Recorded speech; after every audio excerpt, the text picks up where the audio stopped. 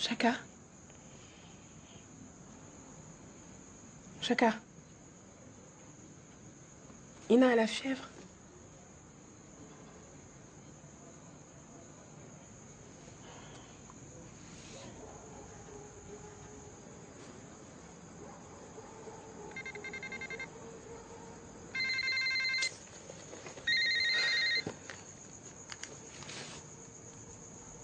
Allô.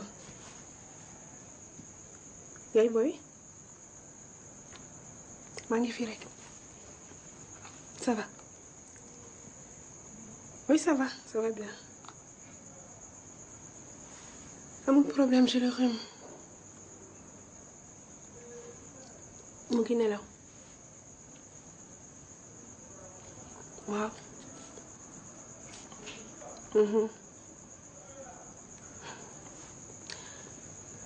dina ñëw Dakar.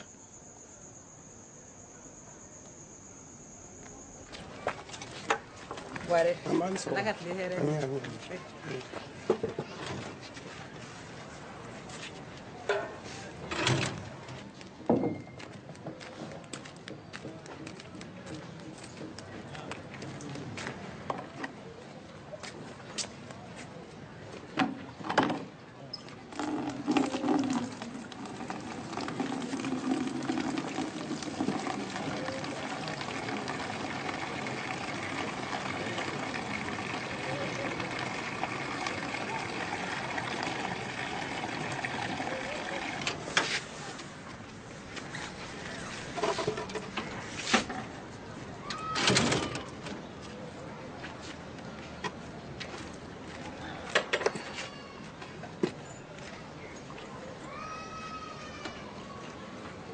Ce que le rail a apporté au peuple d'Afrique, c'est leur émancipation. C'est le vote du premier code du travail en Afrique. C'est un éveil de conscience politique. Alors aujourd'hui, c'est tout cela que la Banque mondiale jette à la poubelle. C'est notre identité, votre identité, notre histoire, votre histoire. Alors quel est le sentiment qui vous anime quand vous assistez à tout ce désastre?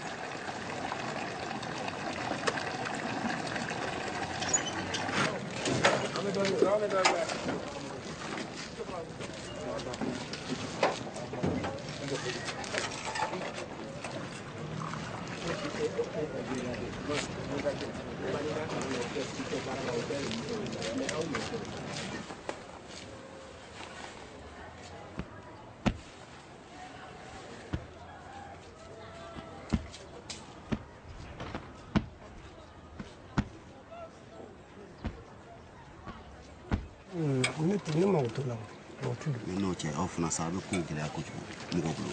Hein? Bon, c'è ni ne ko o blind yang ko. Urgence est reprise, veuillez vous asseoir. Oui, donner kana film tourner.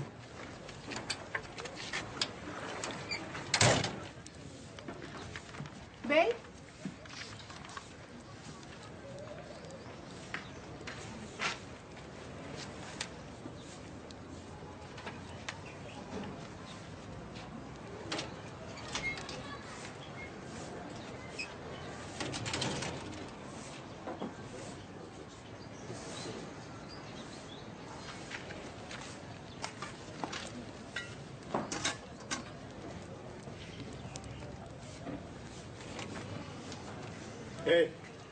Hey!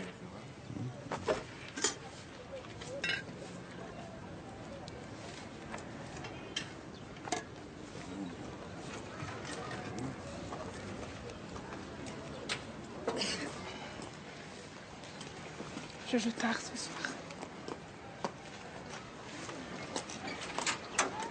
Bonjour, Boire, ça va? Il est dit que la part du budget de nos États allouée aux services sociaux et aux services de la dette, c'est-à-dire au remboursement de la dette, s'établit comme il suit entre 1992 et 1997. Et on a pris quelques pays et je vais reprendre l'exemple de ces pays-là. Pour le Kenya, quand sur le budget national, on a pris 12,6% alloués aux services sociaux de base, c'est-à-dire à la santé, à l'éducation, aux infrastructures, on a consacré 40% du même budget au remboursement de la dette. Pour la Zambie, quand 6,7% a servi à financer les services sociaux de base, 40% ont également servi à rembourser la dette. Pour le Cameroun, c'est encore pire. C'est 4% qui ont servi à financer les services sociaux de base et dans le même temps, 36% ont servi à rembourser la dette. Si je prends un exemple concret, sur 200 milliards de francs CFA du budget du Cameroun, seulement 8 milliards ont servi aux services sociaux de base et dans le même temps, 72 milliards ont été réexportés pour payer la dette. Que vous inspirent ces chiffres, somme toute, qu'on trouve quand même calamiteux pour les peuples africains?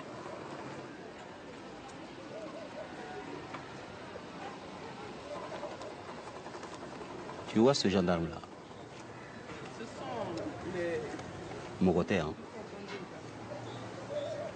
Moi, mon métier, c'est ça, criminologue. Et le police là? Enfin, c'est que je photo ou quoi. Ni crime sugudo, kera assassinat, ni accident sugudo. Moi, photo ta. Est-ce à dire, partant de ces propos des paysans burkinabés, qu'aujourd'hui, l'Afrique, finalement, accepte le jeu de la mondialisation et demande tout simplement que les règles du jeu soient équitables, transparentes et valables pour tous? Quand les rapports sont régis par le mensonge, et l'hypocrisie et le cynisme, parce que tout est fait pour cacher délibérément aux Africains la nature prédatrice du système. Et c'est cela que je dénonce en disant que l'initiative vient du Nord, mais la ponction est organisée localement avec notre propre complicité. Et maintenant, on a fallu les voir là. Camarades jouent filmé et tout. Aussi, ça, il y a un autre créneau. Et ça y a filmé quoi. Le visage des gens qui parlent, ça ne m'intéresse pas. Tiens, là. Je préfère les morts. C'est plus vrai. D'abord, je me lève en faux contre l'idée selon laquelle la principale caractéristique de l'Afrique est sa pauvreté. Elle est plutôt victime de ses richesses. Et je voudrais qu'on parle davantage de paupérisation et non pas de pauvreté. Parce que quand vous parlez de paupérisation, vous touchez du doigt les mécanismes. Et Bush est au centre de ce mécanisme. Bush est chef d'orchestre. Donc je ne vois pas de quoi il se plaît. Moi je dis que l'Occident s'est créé et s'est infligé deux peurs. Le terrorisme et l'immigration. Alors soyons sereins. Il faut cesser de continuer d'ériger les causes des maux en solution. Tout est aujourd'hui à vendre ou acheter. Quand dans un village, une femme malade peut mourir et pourtant l'infirmier qui a le médicament dans ce village refuse de la soigner parce qu'elle ne peut pas payer. On en est arrivé à ça. Finalement, c'est ce que le système, c'est ce que nous avons retenu du système. C'est-à-dire paye ou crève. C'est ce que l'Occident nous sert comme leçon et c'est ce que nous nous infligeons comme traitement. Et cela, moi je pense que ce qui est requis de l'Afrique aujourd'hui, c'est un sursaut, se ressaisir. On est embarqué avec l'Occident dans un idéal de société dont nous n'avons pas les moyens. Nous n'aurions pas dû brader nos services publics. Nous aurions pu développer à l'interne un système de contrôle des gestionnaires, exercer les pressions nécessaires quand il le fallait, dénoncer ceux qui s'enrichissaient. Parce que nous avons accepté que les nôtres, parfois, quand vous avez un parent à un poste, vous étiez bien content qu'il soit là pour se servir et vous aider. Comment nous réapproprier nos biens? C'est une question politique majeure. Ça y a une terre. Faut être ça à quoi faire.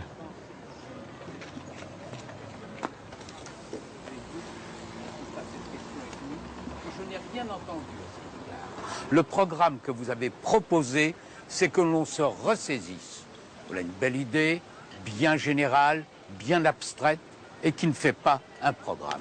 Et je voudrais, après cette observation préliminaire, prendre deux exemples qui vont démontrer d'une manière éclatante que, au fond, vos idées... Maître, on peut aller à la question? J'y vais. J'ai entendu, par exemple, Maître Tal donner des chiffres. Et vous avez approuvé ces chiffres. Quels chiffres? Excellente consoeur, vous avez dit tout à l'heure, on nous fait cadeau de 54 milliards, Et en réalité, nous avons à rembourser 436 milliards. Savez-vous, madame, le programme pour le Mali et l'abandon de 1 milliard 42 millions de francs CFA qui représente 60% de la dette. Avez-vous connaissance de cette information? J'ai connaissance de cette supercherie qui a été décidée à Glen Eagles lors du sommet du G8 dans le cadre d'une prétendue annulation de la dette. Premièrement, nous considérons, compte tenu des taux d'intérêt pratiqués, que l'Afrique a fini de rembourser cette dette. Elle ne doit absolument rien à ces institutions. Deuxièmement, nous disons que la qualité désastreuse des politiques économiques dans lesquelles l'argent emprunté a été investi, qui n'a pas profité au peuple malien et africain, est plus un préjudice qui ne nécessitait même pas cette bonne action de la part du G8. Mais je veux surtout vous dire que ce milliard 42 millions, ce n'est pas de l'argent frais injecté dans l'économie malienne. Ce dont nous avons besoin aujourd'hui, c'est d'argent frais pour pouvoir créer des emplois et pour pouvoir investir. Mais quand nous l'avons dit, parce qu'on n'a pas parlé de la corruption, mais je pense qu'un bon usage des ressources qui sont les nôtres pourrait nous mettre à l'abri aujourd'hui de ce type de manipulation de l'opinion publique internationale qui consiste à dire qu'on a annulé alors que ce n'est qu'une fausse annulation. Ce que nous allons sauvegarder, c'est peut-être quelques milliards par an au titre du service de la dette que nous remboursons, c'est tout. Mais cette décision a plus contribué à soigner l'image du G8 qu'à servir l'Afrique.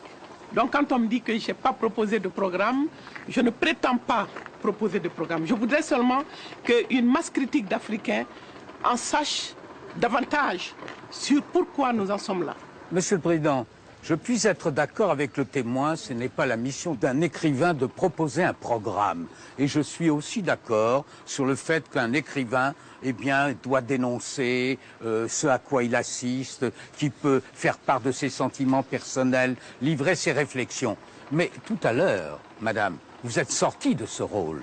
Vous vous êtes posé ici, à cette barre, comme un expert. Vous êtes venu sur des questions précises, vous avez abordé le problème de la dette, vous avez dit que la dette appauvrit, c'est une discussion, et que l'abandon de la dette, et vous venez de le réitérer, est sans aucune conséquence. Je suis citoyenne de ce pays.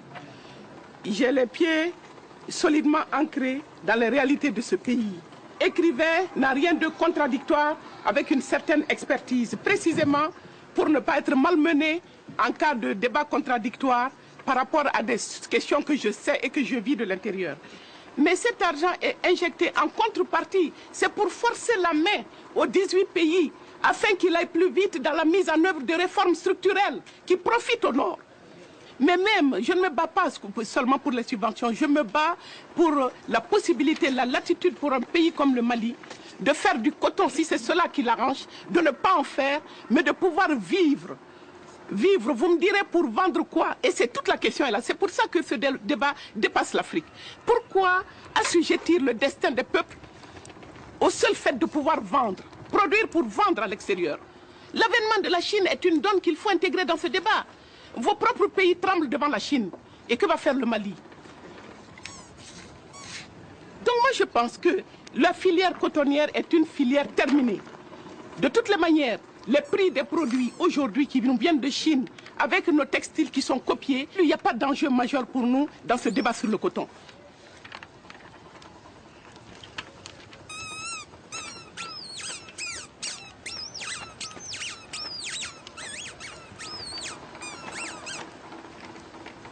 Dans un monde irrémédiablement ouvert, il faut civiliser la mondialisation et lui donner un sens. Que pensez-vous de ce passage de cet article? Est-ce que oui ou non, des progrès peuvent être faits dans le cours de la mondialisation? Est-ce que oui ou non, par exemple, si les normes qui sont en vigueur au sein de l'Organisation internationale du travail étaient généralisées, ce serait une bonne chose? Ou est-ce que ça encore, ça ne servirait à rien qu'à opprimer les Africains?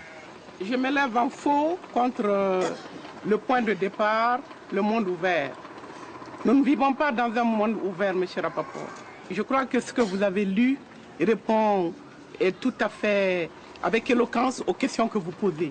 S'il y a lieu d'améliorer, de civiliser la mondialisation, c'est qu'elle décivilise, elle déshumanise. Vous me dites que les candidats africains à l'émigration qui sont des réfugiés économiques, qui sont arrêtés, menottés, rapatriés, humiliés, que nous recevons aujourd'hui, si vous me dites que devant cette terrible réalité que le monde entier a regardé avec consternation, que nous vivons dans un monde ouvert, alors il est certainement ouvert aux blancs, mais il n'est pas ouvert aux noirs.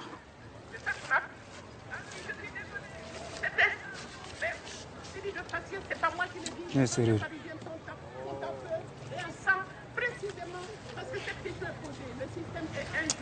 Maître, tu as tiens. Maître, Aujourd'hui, si nos pays n'explosent pas, c'est précisément parce qu'au niveau domestique, il y a les femmes qui jouent un rôle considérable. Et c'est pour cela qu'elles doivent refuser d'être enfermées dans cette lecture classique, conventionnelle de leur situation qui consiste à dire qu'elles sont essentiellement victimes de leur culture, de leur société et de leurs hommes. Les hommes sont dans le pétrin, les femmes aussi. C'est ensemble que nous pouvons nous en sortir.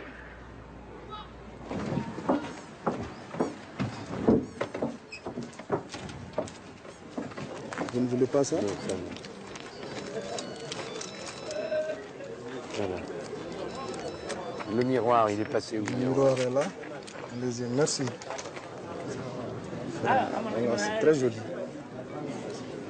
Je vous ferai un peu. Mais, oui, oui.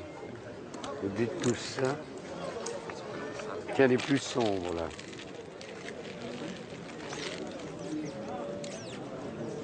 C'est Gucci, marque italienne. Où c'est marqué Gucci?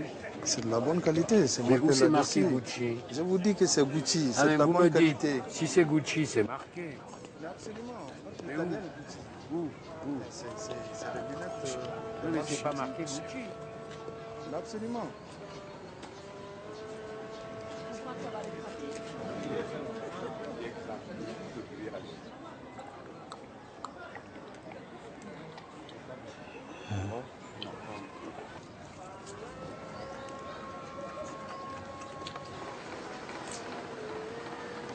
Falay. Tu sais que nous pouvons gagner tout le temps. Min tumbe. A on repose là. Ko ka pistolet tunu. Enquêteur donana. Asigali nonu.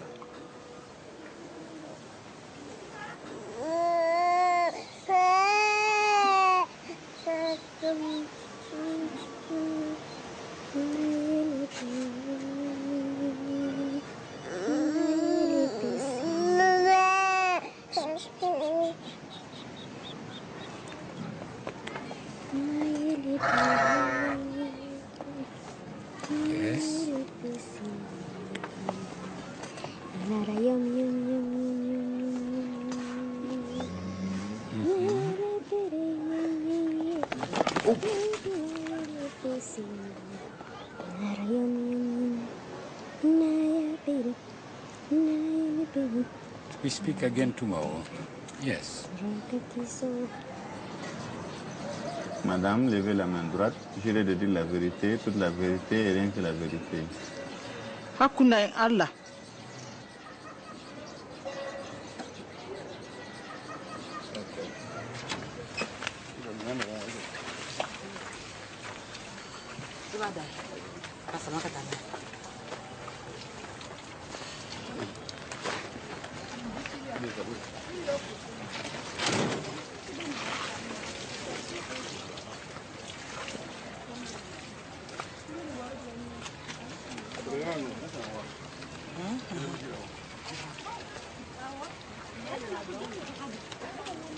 Qu'est-ce qu'il vient chercher? On était ensemble là-bas au Maroc. Pour le moment, on a besoin de lui. Vous allez vous asseoir. Allez-y vous asseoir dans la salle. Le Bora Malaya. Dit qu'il a quitté le Mali On est en Espagne. pour aller en Espagne. Niger fait. Il est parti il a passé par le Niger Algérie. Kami? Algérie. Il est parti du Niger, il est parti en Algérie. Oui. Algérie, Algérie, Maroc. De l'Algérie, il est parti au Maroc. Bon, Marocain y a un tatouine kana au sud akono. Kana un don carré qu'on a tuni comme au refrain tatouine ko frama. Katambla saragambole sarakelem na katambla au rokel na tuni. Au rôle ça, un tokomara kata Algérie fan Algérie fana ye au lieu qu'on non c'est kanta do. Ku yan de médecin folla comme ko ni senta ko ni kanta do. O chance ya flana. Ule anasake, ule anje. Ule mugu ci encore fait. Mais que ça m'a montré au lieu qu'on anje. Bon, on débrouille na ma kasage. Amogo bisa bandone tumeni on fait. O rôle. Bon, anye su wolon fla le ke katoma, semaine kelin anye wole ke katoma. Bon, jitambulo dumuni tambulo. An toranyo ngo nyama mo bisa bandone. Bon, min man kena wol bira ka desa. An dot tumeni on fait, ale desera. Dogon ye siga kerefe, korga desera dogon ye siga kerefe ka ba kono. Korga ko no kakata. Kakana siga kakana le kono. Kakata. Ba pe comme ale romna ale desera ka ba. Ale ta kono ale jenera sa ko sa me. Ale siga fa ko don fana ke obligé ke siga le kerefe ko ale kono ko aku kata ko. Ko musuro fana tumbana. O ye ganaye. Mais an yɛrɛ ma dɔn ko muso don parce que tun ye fini min don an ma dɔn ko muso don wa n'o tora ɲɔgɔn fɛ ka taa o fana nana dɛsɛ o fana dɛsɛra yɔrɔ min na an ye ma dɔ la k'an b'a nɛmɛnɛ pour que an bɛ se ka taa ɲɔgɔn fɛ bon o fana ma se ka ɲa.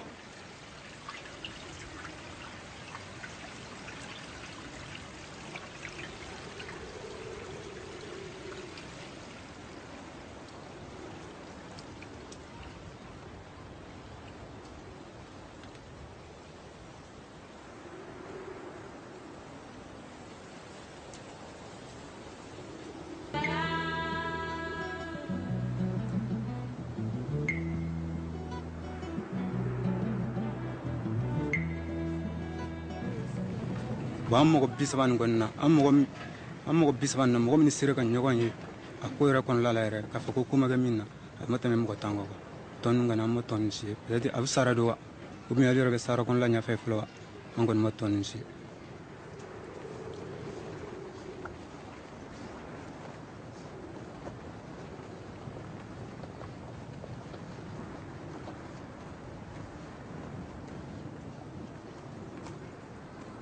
Madou Keita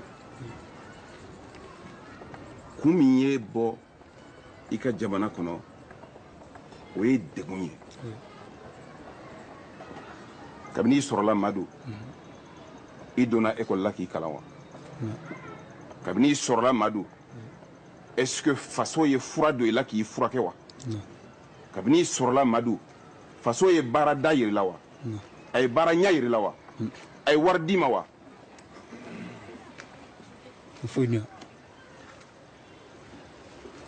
Foyda. Soma foyda.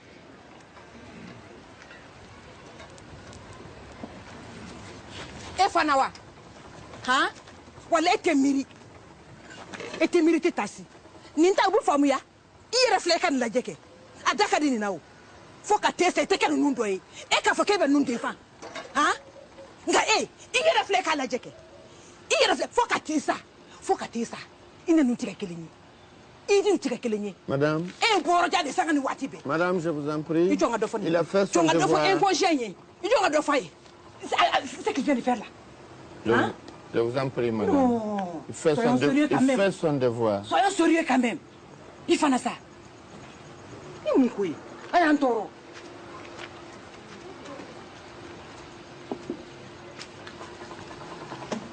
Voilà, nous m'ont dit. Écoute, bonne idée. Admets a beaucoup de Antorla, ça. On a Antorla, c'est quand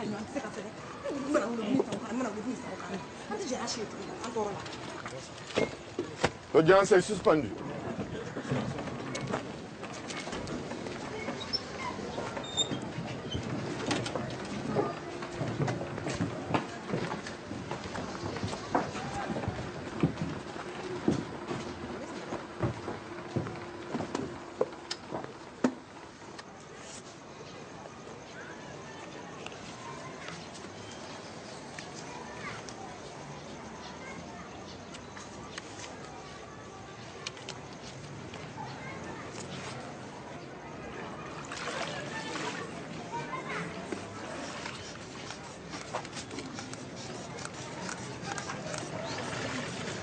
Saramba fini kai. Abonye bonata. Mama. Akai. Asana we ka fense. Iba donc ko Raymond bana. Raymond jume. Raymond kelen. Mungu bala. Foi.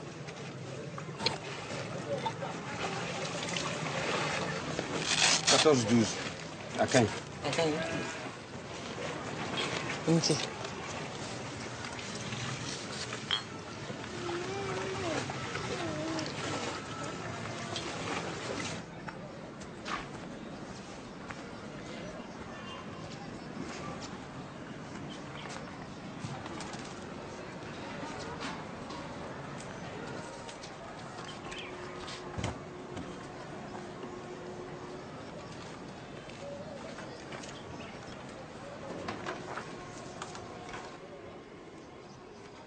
מה אתה מחפש פה לאור הפנס?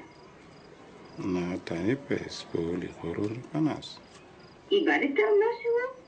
כן, איבדתי את ארנקי. כן, איבדת ארנקי. אתה בטוח שאיבדת אותו במקום הזה? Tout de suite, le film de la soirée. Quant à moi, je vous retrouve demain pour d'autres informations. Bonsoir à tous.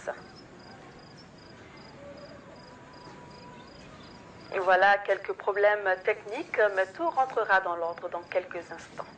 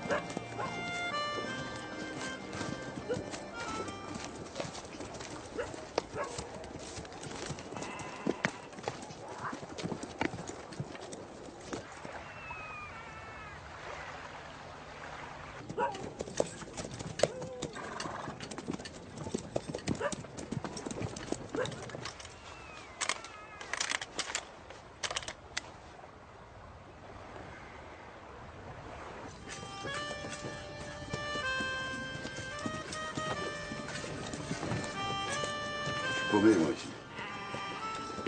Je suis où aller, la place, toi?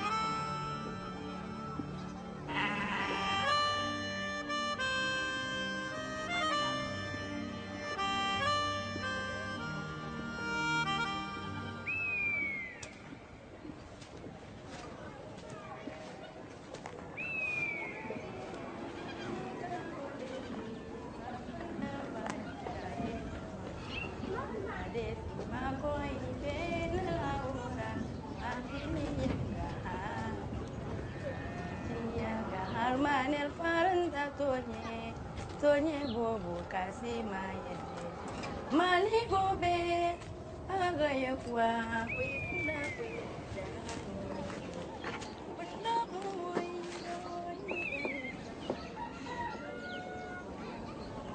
Do you like John Henry? No. I really like this guy. Did Bangladesh together. Did a good job.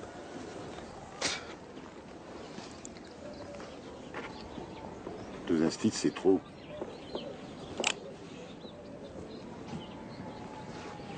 T'étends les enfants.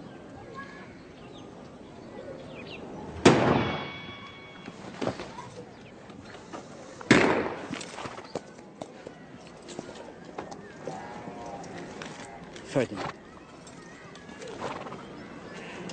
Efficient.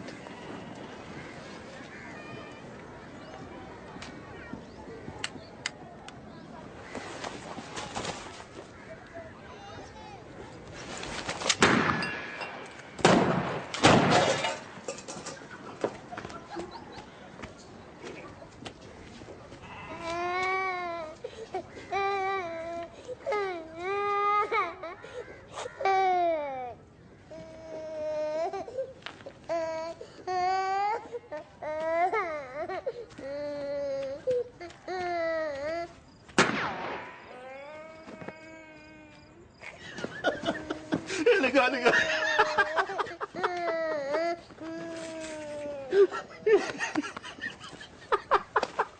J'ai tiré sur un.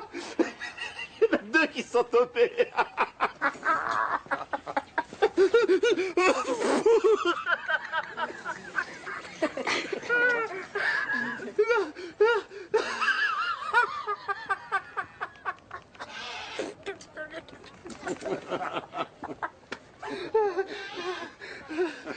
Qu'est-ce qu'il y a, les gars?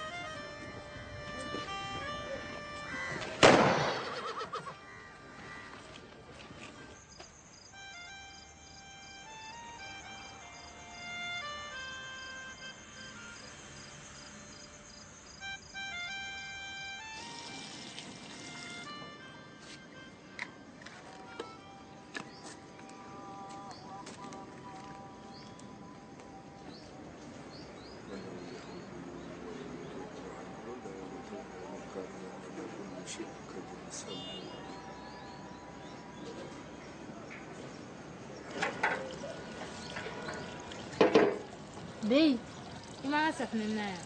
Ai ne mai.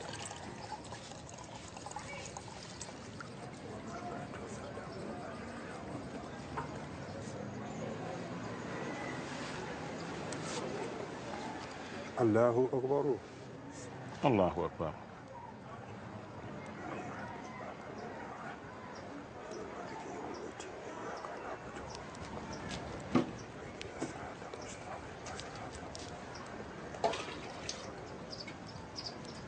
Allahu Akbar. Allahu Akbar. Mamu, on a le minute. Il faut nous faire pareil. Ça fait le cabaret calé. Mais nous venons plein de nous.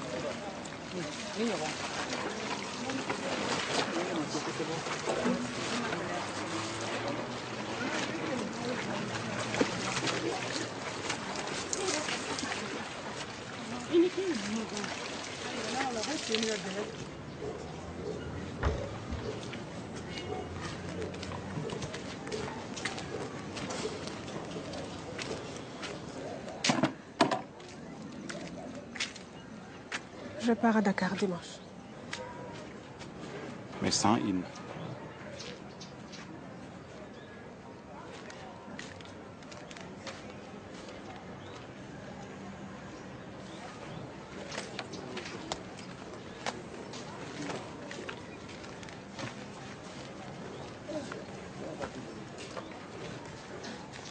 Neko, moi je donne numéro qui? Fossi. Oui. Pose tu connais. La requête comment elle fait? ale de tɛ kuma ne fɛ wa a tɛ kuma Mariam fɛnɛ fɛ n'i kɔni bɛ fɛ nin ka ban i bɛ kuma i muso de fɛ n'o tɛ ne kɔni tɛ.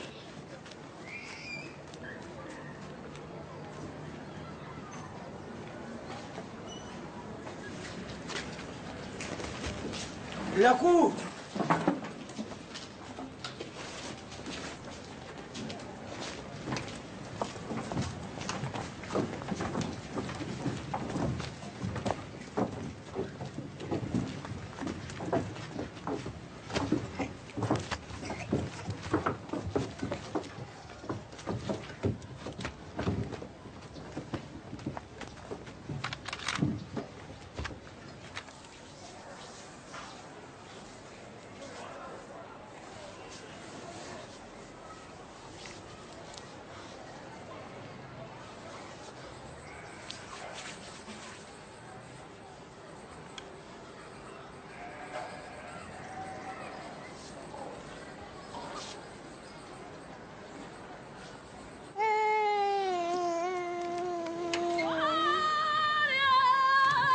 Bon, les réalités sociales obligent. Nous allons interrompre un moment.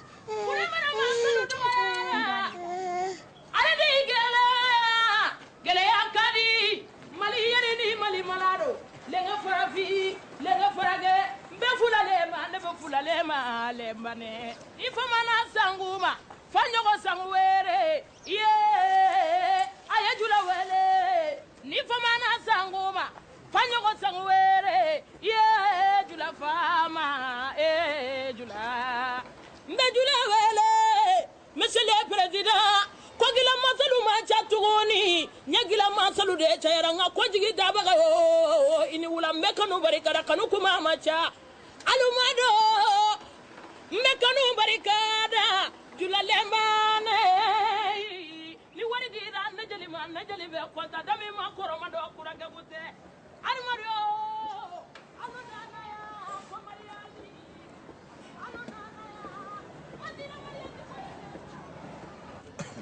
Il n'y a pas de gens qui ont de l'argent au Mali. Et il n'y a pas des gens qui ont accumulé de l'argent. Des gens suffisamment riches et qui peuvent créer aujourd'hui des emplois dans le cadre de la création d'entreprises et les maintenir au Mali, je vous dis tout simplement qu'il n'y en a pas. Nous avons entendu un témoin, le directeur de la mutuelle, M. Awitara. C'est bien son nom. Ouattara. Et M. Ouattara nous a dit qu'une partie de l'argent qui était fourni par l'aide internationale n'était pas dépensée. Il n'a pas dit que c'était détourné. Il a dit que c'était là et que ça n'était pas utilisé. Alors de l'argent est fourni qui n'est pas utilisé alors que c'est tellement nécessaire. Pourquoi? Sur la déclaration de M. Ouattara, je ne m'affirmerai pas. Ça n'engage que lui. Même si j'ai une autre approche, une autre opinion. Attendez, par rapport à ce qui vient d'être dit. Monsieur, ça n'est pas une Maître Rapaport, vous pouvez laisser le témoin répondre? Bien sûr, Monsieur le Président. Voilà. Monsieur Keita, en fait, Maître Rapaport, je m'excuse. Rapaport veut dire simplement que nos capacités de décaissement sont faibles. Très faibles. Voilà. Maître Rapaport, prenons les domaines les plus sociaux aujourd'hui et qui sont pratiquement dits fondamentaux également pour nous. L'éducation. Qui a vu jamais une école construite sur la base en fait de ce que vous appelez ici moyens financiers? Non. On peut vous donner des chiffres, monsieur. Ça a d'autres origines. On ne va pas encombrer les débats. Ça a d'autres origines. Et oui, Maître Rapaport, c'est un témoin. Et les maternités. On a de tout temps vu que c'est sur la base quelquefois des jumelages d'une autre forme de coopération que tout cela se passe. Dans le cadre même de la déconcentration ici et de la décentralisation, nous l'avons fait de façon surhumaine pour pouvoir au moins alléger nos souffrances. Et dans ces conditions, nous ne pouvons plus que s'assumer et rompre justement avec ce système. Avez-vous lu Lao Tse? Confucius. Je ne l'ai pas lu entièrement. Des ébauches. Là, je marque un point, parce qu'il dit ceci. Oui. Qui est excessif est insignifiant. Nous gagnerions, en toute chose, à éviter d'être excessifs. À vous entendre, nous, les États africains, nous étions des États, des pays tranquilles, sans problème, prospères. Et puis sont venus la Banque mondiale et FMI, et puis nous sommes devenus pauvres. Et nous sommes devenus de plus en plus pauvres. C'est ça? Des États qui ont connu 100 ans, peut-être, ou même plus, de colonisation. Et à l'issue de cette colonisation aussitôt, qui se battent pour pouvoir réunir les conditions de leur développement, et qui se voient aussitôt mis face à quoi? À un dictat international, des institutions qui aujourd'hui régulent pratiquement tous les rapports mondiaux. Je ne vois pas comment est-ce que ces États, on peut les caractériser tels que vous l'avez dit au départ. Très bien. Je vous avais prévenu, monsieur le professeur, que je n'étais pas un spécialiste de la matière. Mais vous venez de me dire, j'ai bien compris. Nos États se caractériseraient, avec votre permission, pratiquement un peu comme le petit poème d'Aimé Césaire. Je vous le rends. La prière d'un petit enfant nègre. Exactement la même chose. Nous n'avons connu que le malheur, d'un bout à l'autre. Et il s'aggrave. Est-il insensé d'imaginer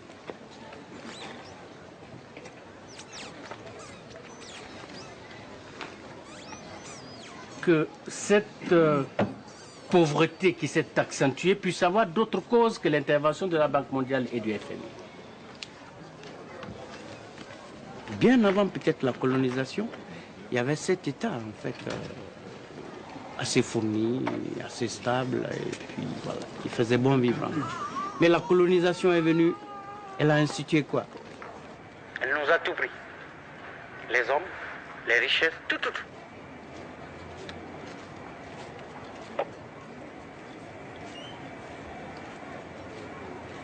Grand pays producteur d'or, mais voilà, le citoyen le plus pauvre.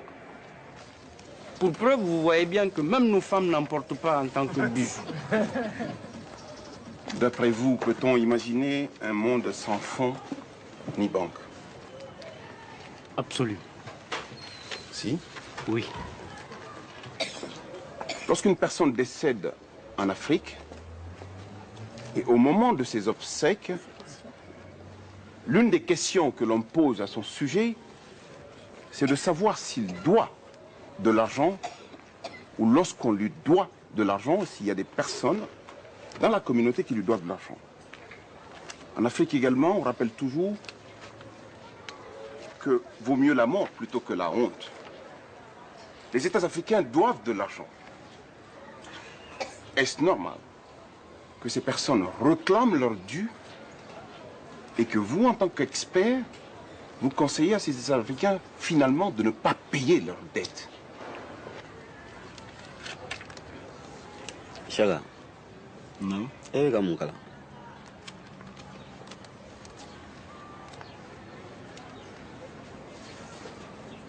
Fallait.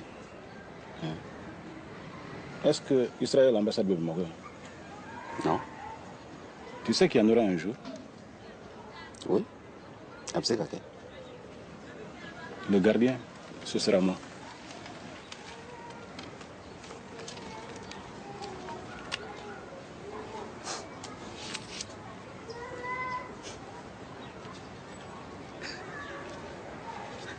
Zot omelet. Hashbon.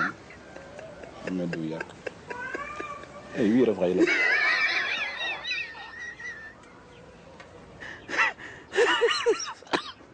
Il y a pas mal.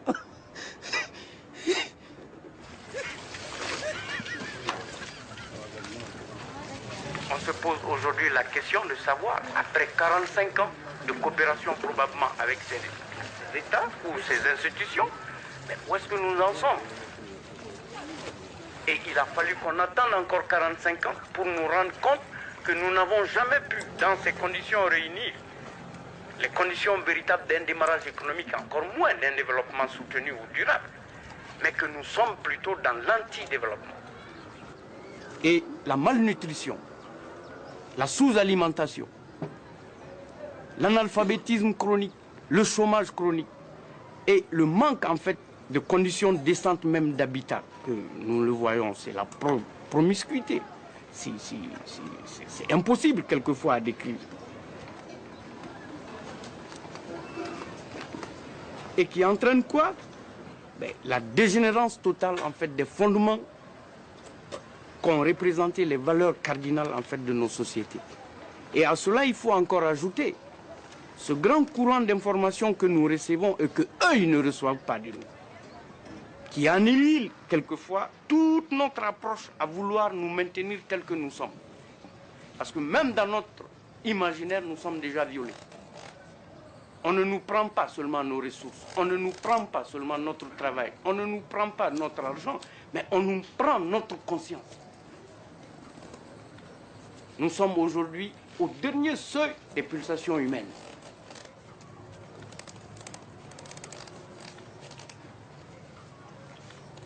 Et voilà que de façon encore tendancieuse, on vient aujourd'hui constater un échec. Et en le constatant, on se dit non, il faut maintenir chaque fois l'ultralibéralisme comme mode réel de développement de ces pays.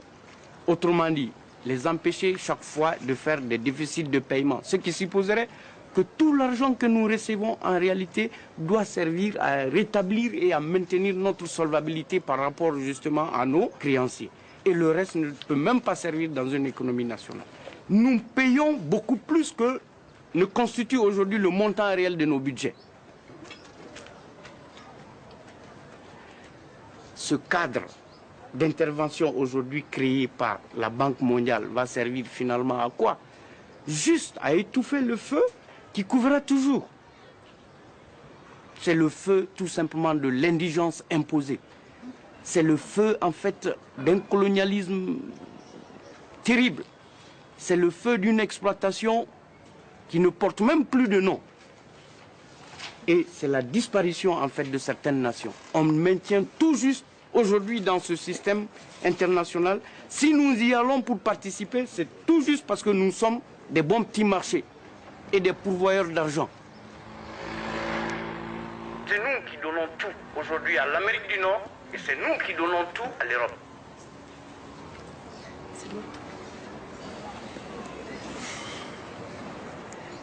Et que encore dans le viol de l'imaginaire, de la petite conscience qui me resterait et que je pourrais me faire de moi, qu'on vienne me dire que mais, le nègre justement, alors il est paresseux.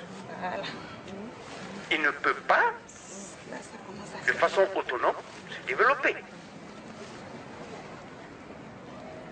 Mais ce nègre que vous êtes en train de meurtrir dans sa chair, par des rouages économiques et financiers, a fait justement les fondements de votre économie.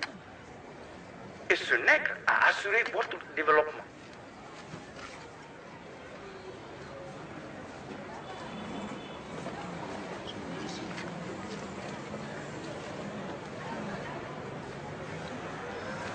Aujourd'hui au Mali ou dans ces pays, vous tombez malade, vous n'avez pas de sous.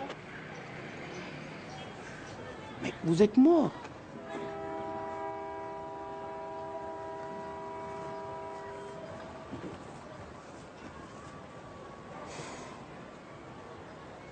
Tout ce qui se passe chez nous comme démocratie, comme scrutin et autres, mais c'est du théâtre, c'est le grand théâtre. Nous allons quelquefois aux urnes en votant, c'est comme si nous n'y étions pas. Et tant que cette forme de légitimité extravertie de nos pouvoirs resterait, les intellectuels, ils l'ont fait. Chacun a ses raisons. Moi, je ne jugerai personne. Mais je crois que chacun a eu son petit moment de veille. Et chacun a fait un choix délibéré en ce moment. Ou je reste derrière les idéaux véritables de mon peuple, ou directement, je le brade. Parce que c'est ce que font beaucoup de nos gouvernants. Voilà leur part de responsabilité là-dedans. Je crois qu'il fallait peut-être que je reste là-bas. Cela valait peut-être mieux à l'époque pour moi que de venir travailler dans une administration malienne corrompue, pourrie, et puis qui n'a aucune responsabilité. Et à peine on se demande. Alors, Pourquoi est-ce que nous percevons un salaire pour un travail que nous n'effectuons pas? Et du jour au lendemain, on régresse par rapport à des objectifs que nous avions, où nous étions en train d'atteindre autrefois. Aujourd'hui, on nous a tout enlevé. Je ne sais pas que la pauvreté pouvait jusqu'à ce point, imposer soit-elle, changer la nature humaine. Il m'est peut-être loisible de vous l'affirmer que dans la rue, quand je sors chez moi, mais soyez sûr que je ne rencontre pas des Maliens. Je vois tout au Mali sauf des Maliens. Un homme qui a faim, un homme qui est mal soigné, un homme qui n'est jamais instruit, éduqué, dans l'obscurantisme le plus total, c'est un homme qui va se nier et se renier facilement. C'est un homme qui est prêt à s'aliéner, à s'oublier, à s'adonner.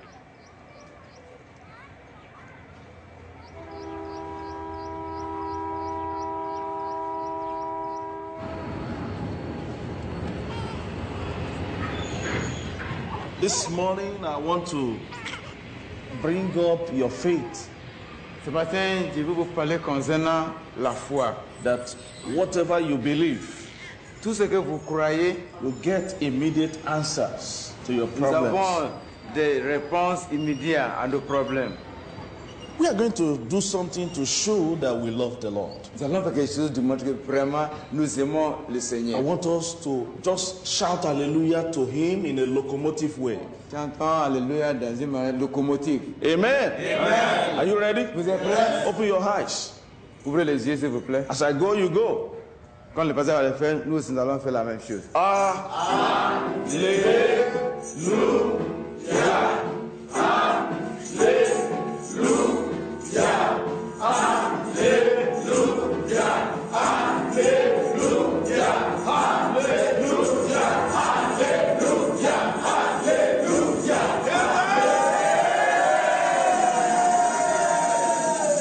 Says, la Bible dit, I will go before you. J'irai devant vous. And make every crooked way straightened. Et tout chemin ou bien toute voie tordue, je vais les mettre tout droit. You are going to pray by faith. Nous allons prier avec la Father, Père, make every crooked way before me straightened this morning. Tout chemin devant moi tordu, que ça soit tout droit. Lord, Papa, every wall that is against me. Tout montagne contre moi. Every war that is against me. Toute bataille contre moi. Father, Père, we will thank the Almighty God. Nous allons remercier le Tout-Puissant. The one who has allowed you to see this day. Celui qui t'a permis de voir ce jour. The one who has not allowed you to die in the night. Que tu n'es pas mort au cours de la nuit. Lord, be willing, change my life today. Seigneur, sois gentil de changer ma situation. Let's go ahead to pray. Prions. Father, in the name of Jesus. Lord, make every crooked way before me this morning. Make them straightened. In the name of Jesus.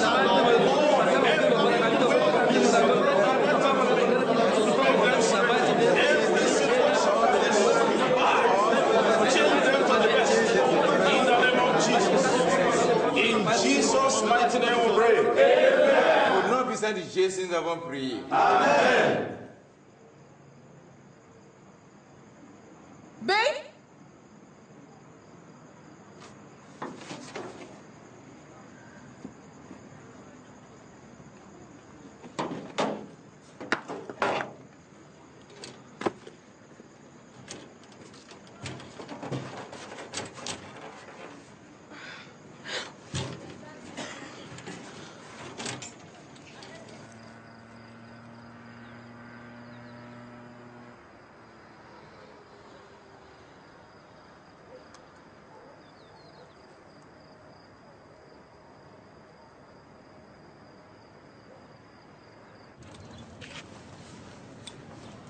tëddu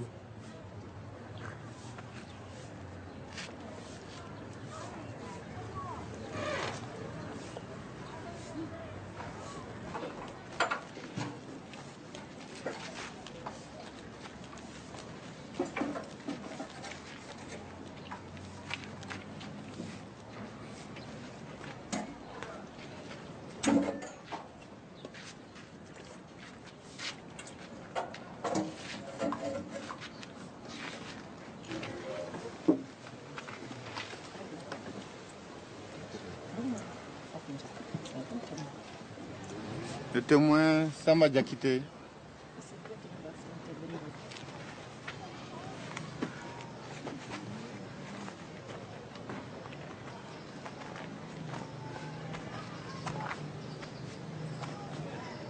Vos noms et prénoms, s'il vous plaît.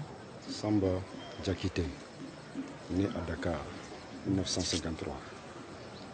Quartier Amdalaï. Votre profession? Un ancien instituteur. Ancien instituteur.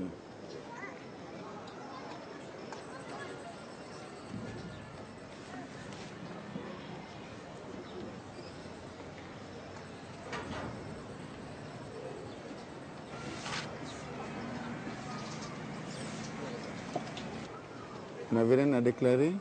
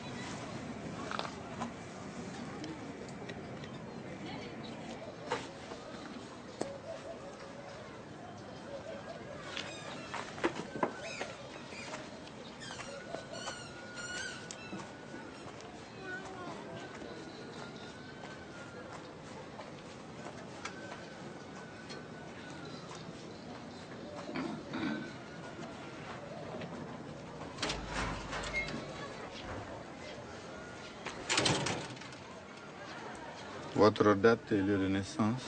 Je suis née à Bamako, j'ai 52 ans.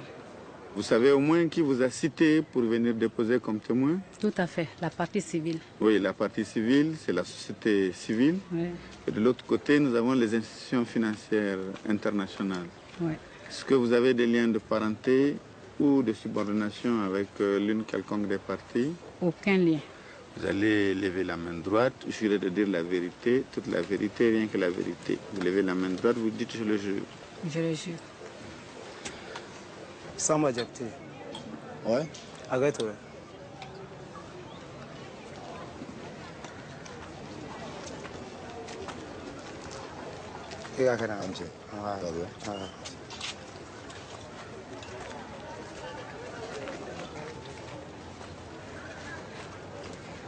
Mais les arbres, c'est nécessaire pour la vie. D'accord, mais pour faire fonctionner une entreprise, on n'a pas besoin d'arbres. Bien. D'accord. Marfa tuna domina etume ya. On est mais. Elle m'a bougé. Ah, il n'a pas bougé. Pourtant, on a fait que bouger à wakati dollar. Nous avons une moto pièce in Japan Castle. Pièce il y a ça. Ay maso.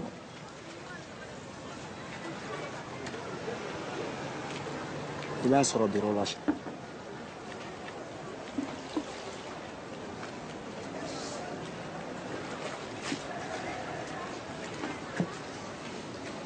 Quand on fait le bilan, cet argent dilapidé, ce patrimoine public bradé,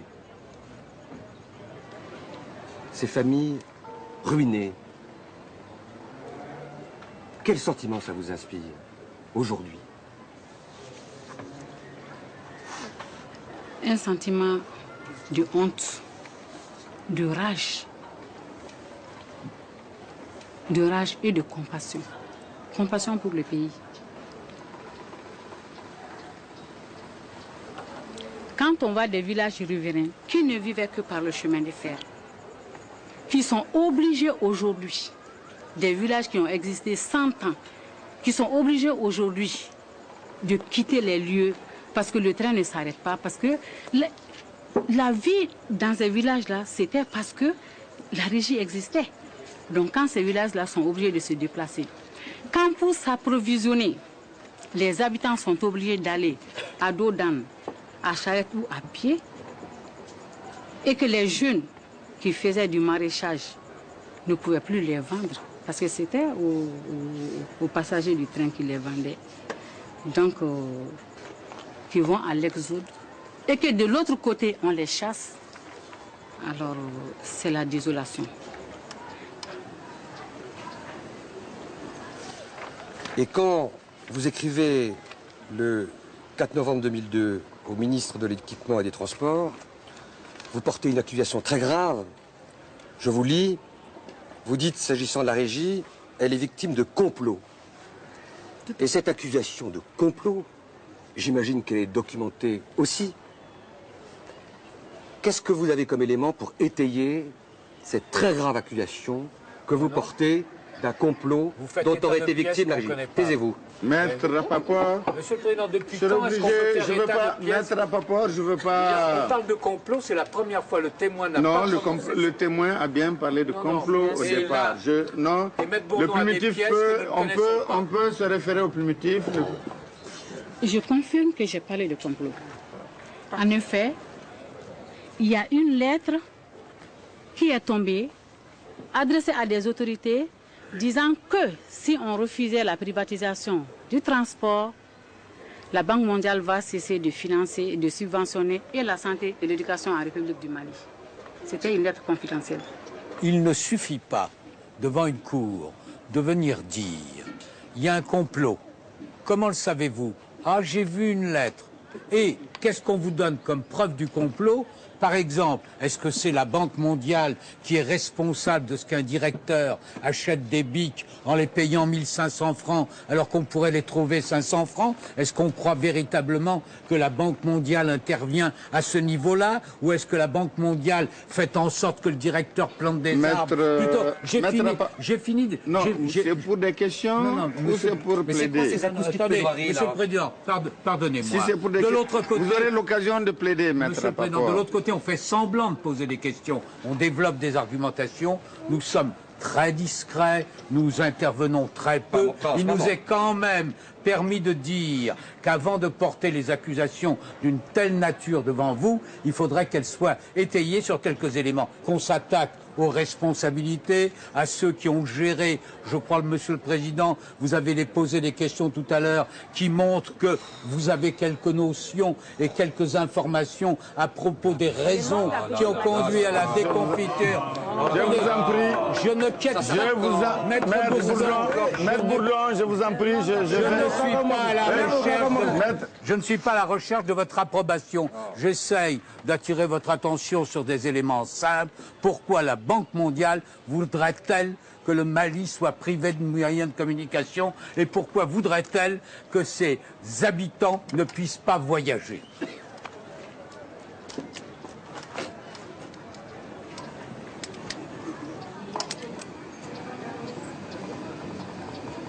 Un pays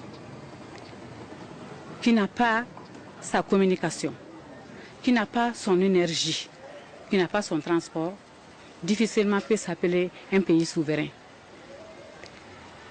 Et ce sont justement ces domaines que les multinationales veulent nous retirer. C'est ça. C'est pourquoi il ne faut pas qu'on se laisse faire. C'est difficile, mais je suis plus optimiste que l'enfer. Je sais qu'on va y arriver. Il suffit de s'organiser.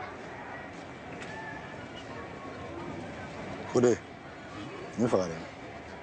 Oui. À ce témoignage, la requête. La requête par rapport.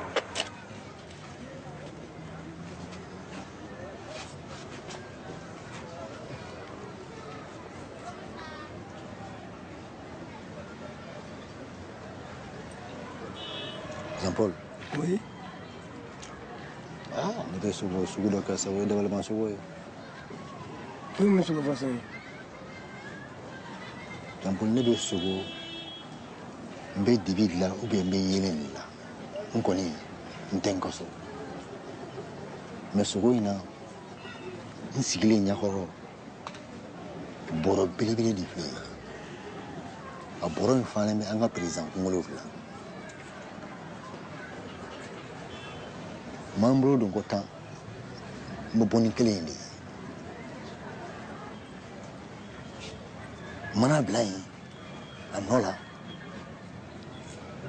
n ka sunɔgɔ bɛ tigɛ n bɛ wuli ka bɔ sunɔgɔ la. farafin de wa n t'a dɔn farafin don wa n t'a dɔn tubabu don mɛ n kɔni bɛ bɔ ni kelen ye n t'a dɔn min don. sama kana ni sugunɛ ne fɔ mɔgɔ wɛrɛ tuguni dɛ.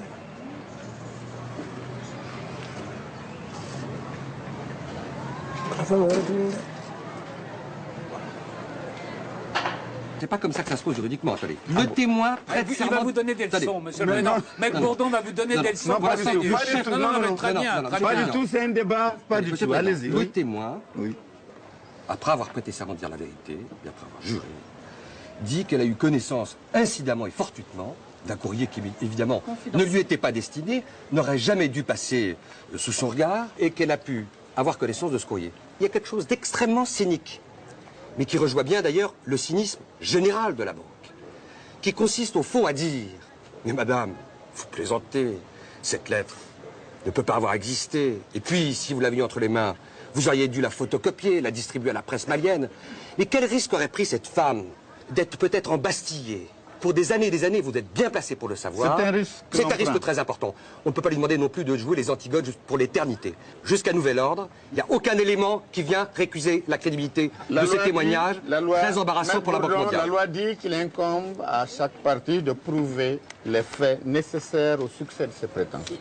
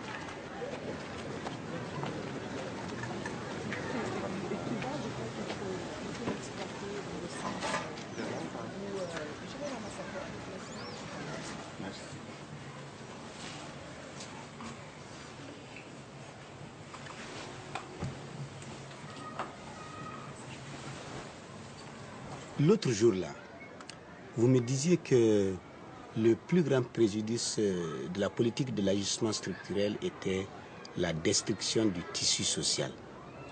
A yɔrɔ bɛɛ de effacera ne bolo. Est-ce qu'il bɛ se ka o yɔrɔ de fɔ an ye? O dun ye sɔrɔ cogo di? I b'a sɔrɔ n ye procès de k'a kan quoi, comme kasedu kun ka ca ne ma a dɔn cogo min.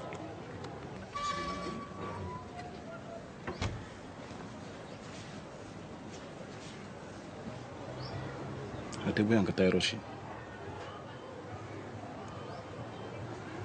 I lafiya.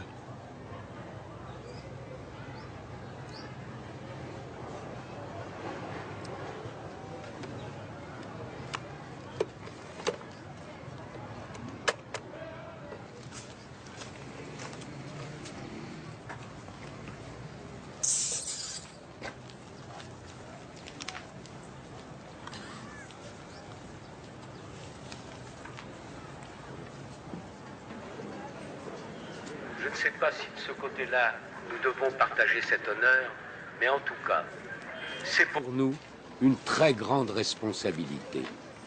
Car nous savons que le public, et comment serait-il autrement, les déflatés, les compressés qui sont ici, qui vous ont exprimé leur souffrance, sont de tout cœur avec la partie civile. Et nous avons bien aperçu que les sentiments de la Cour ne sont pas très éloignés de ceux de la partie civile. Alors c'est donc une très lourde responsabilité. Que du côté des institutions internationales, la Banque mondiale, le FMI et les autres que vous avez nommés, on serait sourd et aveugle. Sourd et aveugle, et aussi, si l'on suit les raisonnements et les développements auxquels j'ai assisté, meurtrier. Meurtrier, même par préméditation, puisque on nous reproche des événements qui sont vrais et que nous déplorons hautement. La mortalité infantile est en hausse en Afrique. C'est une atteinte à ceux qui nous suivront. Est-ce que vous croyez que pour les institutions internationales, ce sont là des résultats que nous recherchons?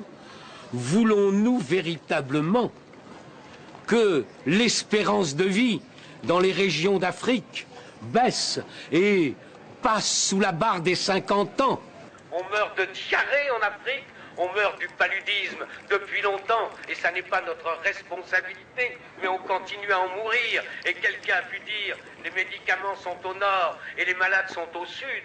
Même si nous étions guidés que par des intérêts égoïstes, nous ne pouvons pas vouloir rechercher de tels objectifs, et c'est pourtant, et nous le savons.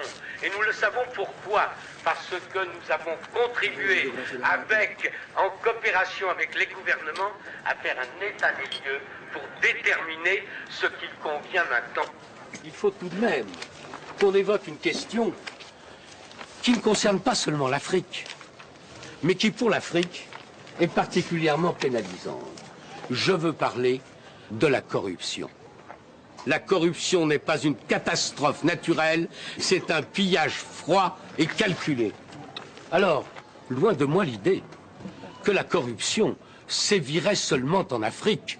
Nous savons parfaitement qu'en Occident, les grandes sociétés, Total et le pétrole, Thales et la politique des armes sont aussi dans le cycle de la corruption. Mais permettez-moi de vous dire que tout de même il y a une différence. Laquelle? C'est que la corruption en Afrique, compte tenu de la situation du développement économique, en Occident, la corruption, il faut la vaincre, il faut la combattre, mais elle pèse moins dans le développement économique qu'elle ne pèse ici en Afrique.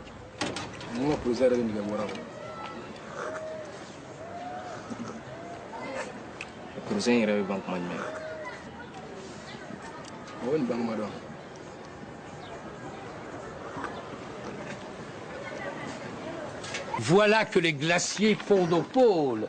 Voilà que l'eau va se déverser. Que restera-t-il de ces glaciers dans quelques décennies? Voilà qu'on a du mal à respirer dans certaines de nos grandes villes. Est-ce qu'il n'y a pas là des intérêts communs qu'il faut gérer ensemble et où il n'est pas possible d'échapper au traitement de ces questions? Est-ce que, dans le même temps, nous n'assistons pas à la prolifération des armes? Que savons-nous de ce qu'il adviendra si un jour un potentat quelque part a accès à la bombe atomique? Et est-ce véritablement impossible? Et il y a un danger, tout le monde l'a évoqué ici. Il traverse tous les continents, il a frappé tous les continents. L'un de ces aliments, c'est évidemment la pauvreté. Et le terrorisme est d'un danger, pas seulement pour l'Afrique, pour nous tous, et nous voulons le combattre. Et il n'y a pas de combat réussi contre le terrorisme sans succès contre la pauvreté et sans espérance de vie donnée à ceux qui l'ont perdu aujourd'hui. Merci, Maître Rapaport. Mais avant de continuer, je voudrais vous demander si estimez-vous encore que la Cour est partiale? Je cru comprendre, Monsieur le Président, dans vos propos, Monsieur le Président, avant d'être des magistrats, vous êtes des hommes et des femmes. Et vous êtes évidemment sensibles, tout particulièrement aux souffrances de votre peuple, dont vous connaissez les causes et les raisons. Et quand vous les voyez s'exprimer ici, devant vous, eh bien, votre cœur souffre et votre pensée va vers eux plutôt que vers nous. Et je ne considère pas qu'il s'agisse là d'une partialité anormale. Vous êtes la femme de Chaka? Pourquoi? Non, justement, c'est pour vous poser une ou deux questions. Si c'est pour l'affaire du pistolet, je ne sais pas.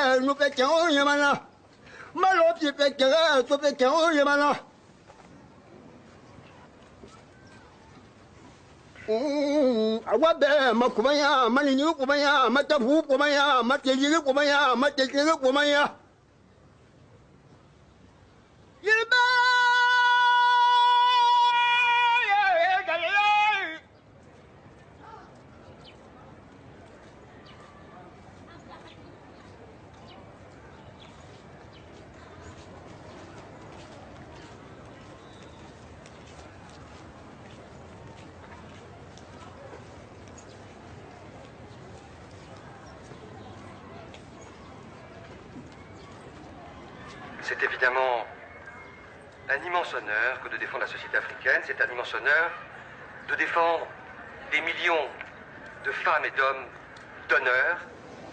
Qui ont été, tous ces derniers jours, magnifiquement incarnés et qui sont venus dire enfin que le monde, depuis qu'il existe, s'est toujours organisé pour que la partie du monde qui souffre et qui subit se taise et reste silencieuse.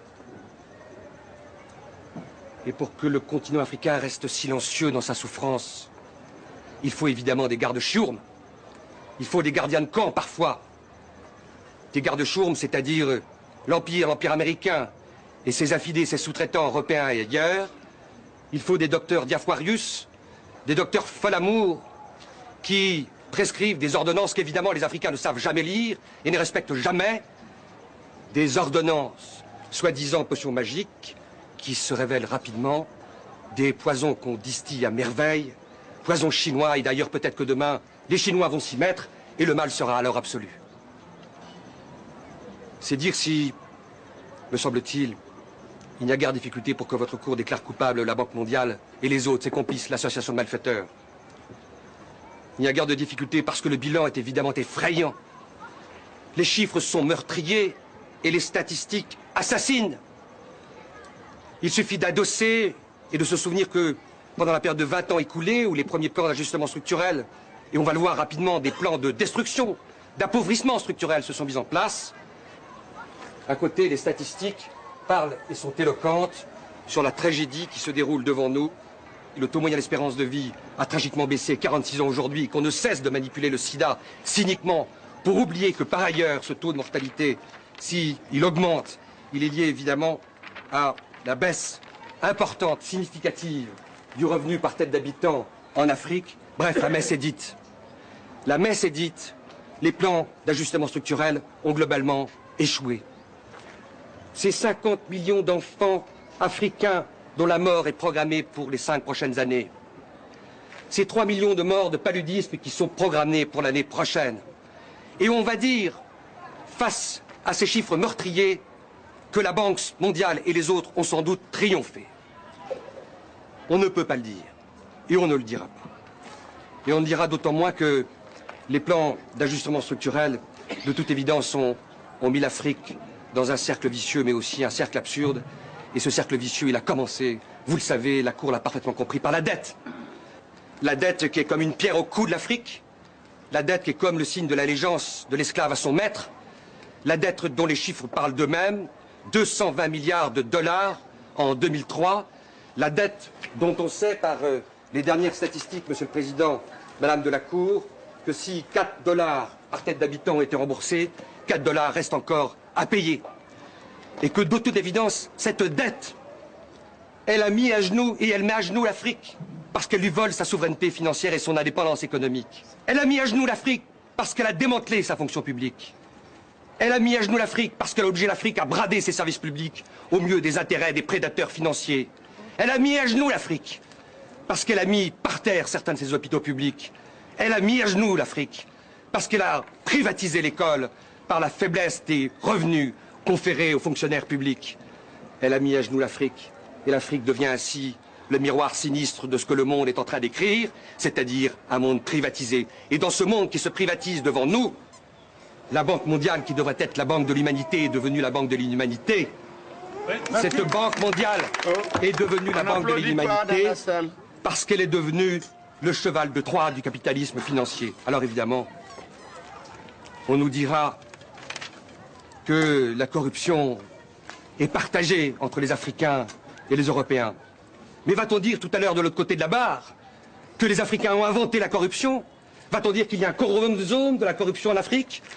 Va-t-on oublier que les corrupteurs viennent des pays riches et jamais des pays pauvres? Va-t-on oublier que les pays du G8 nous condamnent de mettre à genoux l'Afrique et la Banque mondiale brocardent ensuite l'Afrique en les menaçant de suspendre toute aide publique parce qu'ils sont devenus les pays les plus corrompus de la planète? La boucle est ainsi bouclée. On confond la cause et la conséquence. Le meurtre ici se dédouble avec sa facette sinistre, le cynisme de la Banque mondiale. Alors, loin de nous l'idée, Monsieur le Président, Madame, Monsieur, de prétendre que la Banque mondiale, comme le dieu Moloch, se nourrit des enfants africains, loin de nous l'idée de dire que la Banque mondiale déteste le potable et le rail public. Évidemment que la Banque mondiale n'est pas animée par un instinct de meurtre. Mais la Banque mondiale est simplement la pierre cardinale, le centre de gravité de ce capitalisme qui a perdu la tête parce qu'il est devenu un capitalisme financier, un capitalisme prédateur, c'est-à-dire un capitalisme qui ignore l'intérêt général pour organiser ce qu'il souhaite par-dessus tout, fabriquer des profits à perpétuité. Car la Banque mondiale cherche évidemment de temps à autre à s'humaniser. Et je vais donner un exemple de l'humanisation formidable de la Banque mondiale. Qui a dit il y a quelques jours à Paris, avec des larmes de crocodile, chaque semaine, 200 000 enfants malades de moins de 5 ans meurent dans le monde en voie de développement. C'est Paul Wolfowitz qui l'a dit. Vous savez, Paul Wolfowitz, celui qui a conceptualisé la guerre en Irak, dont le coût est supérieur au coût qu'il faudra mettre pour organiser de l'eau potable dans toute l'Afrique et sauver tous les malades du sida en leur offrant à tous des génériques. C'est lui qui a fait semblant de pleurer dans une tribune à Paris il y a quelques semaines. Alors cessons ce bal des hypocrites, cessons ce bal maudit des prédateurs. Arrêtons-nous un instant sur les derniers arguments de la Banque mondiale. Il y aurait une malédiction sur l'Afrique. Et c'est ce miroir épouvantable que l'Europe réfléchit sur l'Afrique et qui de temps en temps pollue quelques cerveaux, tue les consciences critiques. L'Afrique serait vouée au malheur. La pauvreté y serait aussi naturelle que le génocide tropical, l'esclavage, le néocolonialisme. Et cette espèce de fatalité, on la trouverait également dans cette certitude, l'Africain est toujours ignare. Et d'ailleurs, que n'a-t-on entendu de l'autre côté de la barre il y a quelques jours, quand Mme Souko a déposé, et elle a eu le toupet, Mme Souko, de dire qu'elle savait lire un bilan. Femme savante, a-t-on dit de l'autre côté de la barre. Femme savante, mais oui, les Africains, la complexité du monde, elle est irréductible pour eux. Ils n'y connaissent rien. Et puisqu'ils n'y connaissent rien, ça permet de disqualifier et de délégitimer tout esprit critique, cet esprit critique que courageusement on a entendu il y a quelques instants du côté de la barre. Alors oui, vous allez déclarer coupable la Banque mondiale d'avoir abusé de la confiance du peuple africain. Oui, vous allez déclarer coupable la Banque mondiale de non-assistance à peuple en danger. Oui, vous allez déclarer coupable la Banque mondiale de ne pas avoir respecté son mandat d'origine, c'est-à-dire servir l'humanité. Et ce faisant, vous allez réouvrir la voie de l'utopie que chacun de nous voit de l'œil intérieur et qui permet de dessiner un monde nouveau derrière les collines. L'utopie qui est en quelque sorte ce bélier africain qui vient se frotter et déchirer le froc de la raison d'État du marché. L'utopie demain pour éviter ce qui se prépare dans les banlieues d'Accra, d'Abidjan et du Caire, c'est-à-dire que des gamins ivres de pauvreté et de souffrance, ce demain se transforment en boules de feu. Vous allez donc déclarer coupable la Banque mondiale de redevenir une banque de l'humanité. Vous allez déclarer coupable la Banque mondiale pour les crimes d'inhumanité et du cynisme qu'elle commet depuis 20 ans. Et évidemment, la seule peine possible, c'est la peine la plus modeste. C'est la peine la plus douce. Car Paul Wolfowitz, on ne va pas le jeter dans le Niger, les Caïmans n'en voudront même pas. La peine qu'il faut prononcer, et c'est ce que nous vous demandons,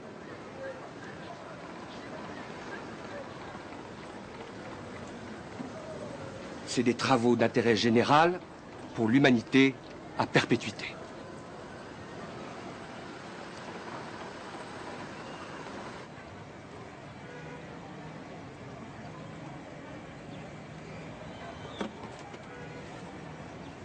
J'ai l'insigne honneur de comparaître devant votre juridiction pour prêter ma robe à la défense d'une noble et juste cause, mais surtout prêter ma voix aux 100 voix d'Afrique qui depuis 25 ans subissent la loi terrain de l'ajustement, cette loi du plus fort qui jamais n'a su être la meilleure.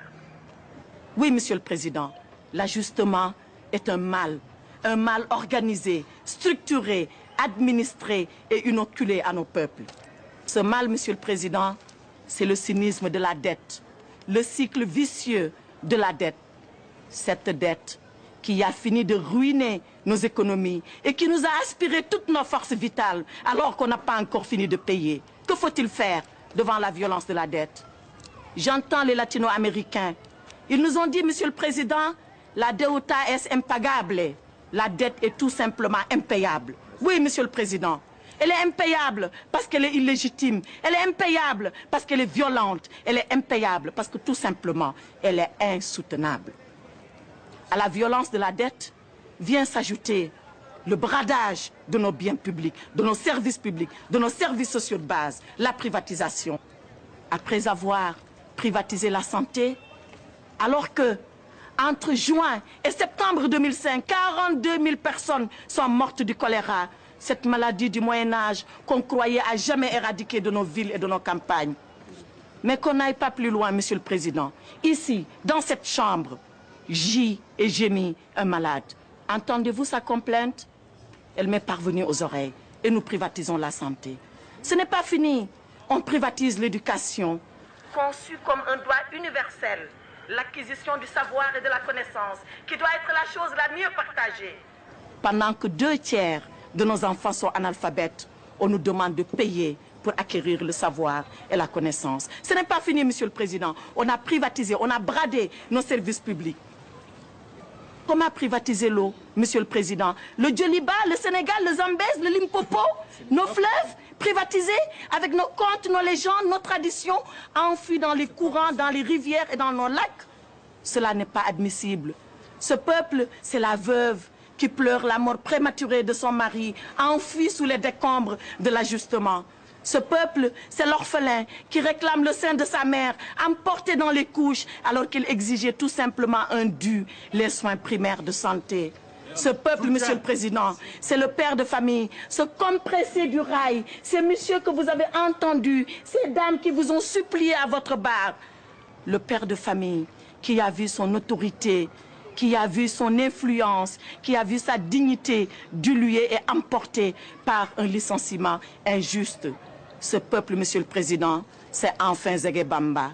Avez-vous, Monsieur le Président, entendu la complainte de Zégué Bamba?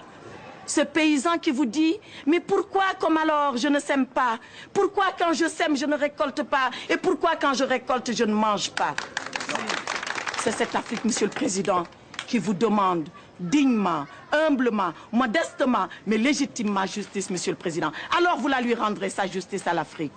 Vous la lui rendrez, non pas en condamnant la Banque mondiale, non, vous la lui rendrez tout simplement, Monsieur le Président, en renvoyant la Banque mondiale, le FMI, l'OMC, le G8, tous leurs affidés et leurs complices à leur mission première, celle-là qu'ils n'auraient jamais dû oublier et qui met l'homme comme finalité de toute action humaine. Il vous appartient, Monsieur le Président, vous, par votre plume, qui rendra la décision. Il m'appartient, moi, par la robe que je porte. Il nous appartient à nous tous, parce que c'est notre devoir de génération de provoquer et de précipiter la venue de ce jour.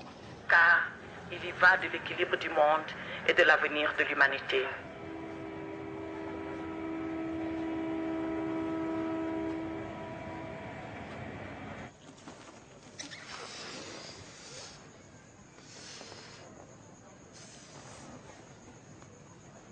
Nayela pere,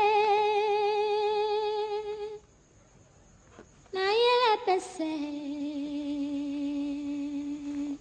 ilere yum yum yum yum yum yum yum yum yum yum. Nayela pere, mach nayela pese, ilere yum yum yum yum yum yum yum yum yum yum.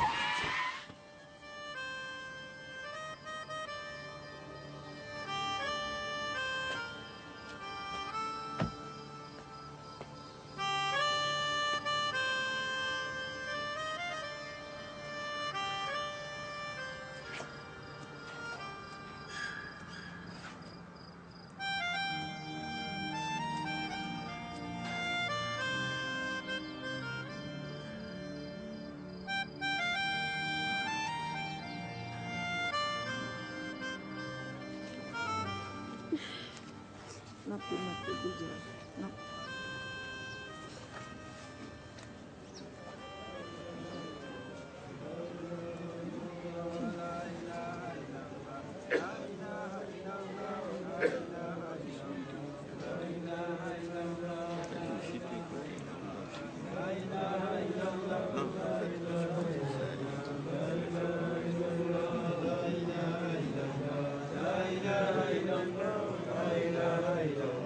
محمد رسول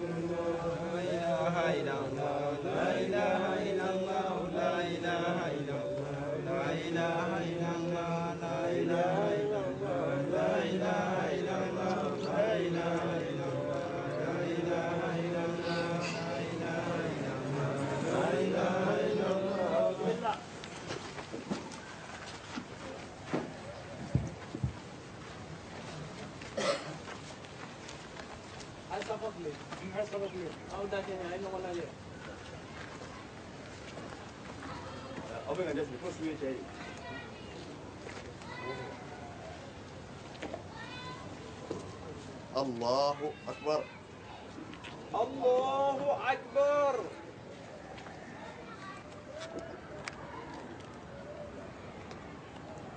الله أكبر الله أكبر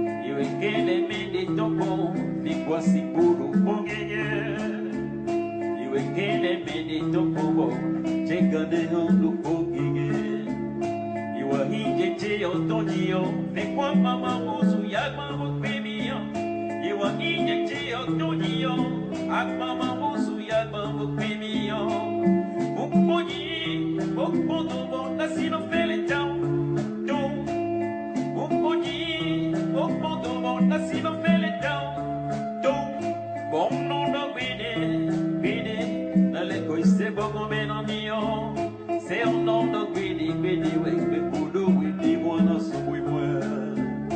wekul buluna etable no yami yamamo se wekul do mandu mileji etable no yami yamamo wekul buluna